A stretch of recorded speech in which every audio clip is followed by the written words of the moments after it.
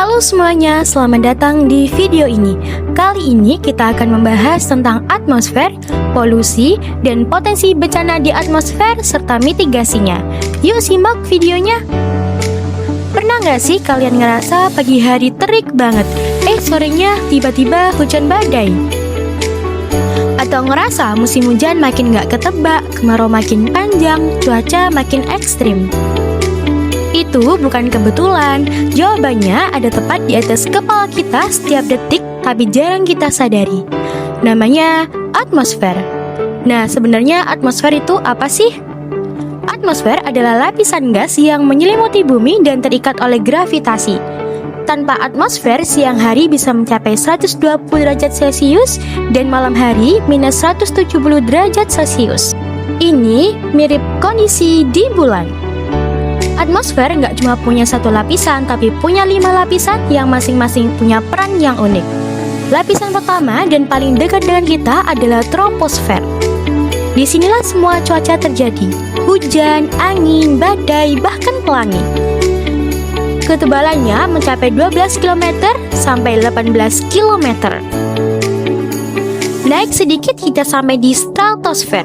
Disinilah lapisan ozon berada, pelindung kita dari radiasi ultraviolet berbahaya, sehingga melindungi kita dari kanker kulit dan kerusakan DNA. Tanpa ozon, kehidupan di darat mustahil ada. Lebih tinggi lagi ada mesosfer, lapisan pelindung kita dari serangan meteor. Ribuan meteor terbakar di sini setiap hari. Suhunya minus 90 derajat Celcius. Ini titik terdingin di atmosfer. Lapisan keempat yaitu termosfer, tempat satelit mengorbit dan aurora terbentuk dengan suhu melampaui 1000 derajat Celcius. Dan paling luar yaitu eksosfer, batas antara atmosfer dan luar angkasa. 5 lapisan ini bekerja sama melindungi kita setiap detik. Sayangnya, sistem yang luar biasa ini sedang menghadapi ancaman yang nggak terlihat, yaitu polusi udara. Polusi udara terjadi saat zat berbahaya masuk ke atmosfer melebihi batas aman.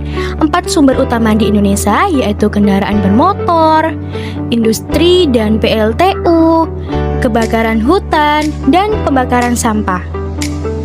PM2.5 adalah partikel halus berukuran kurang dari 2,5 mikrometer atau 25 kali lebih kecil dari rambut manusia.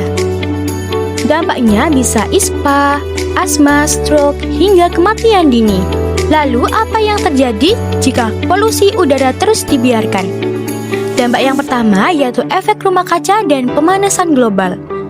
CO2 dan metana merangkap panas bumi, inilah efek rumah kaca yang mendorong suhu global terus naik. Dampaknya terjadi gelombang panas ekstrim, es kutub mencair, terumbu karang memutih massal.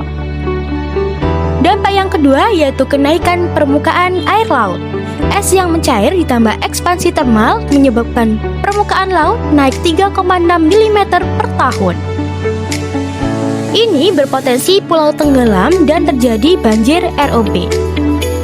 Dampak yang ketiga yaitu El Nino dan La Nina atau fenomena ENSO.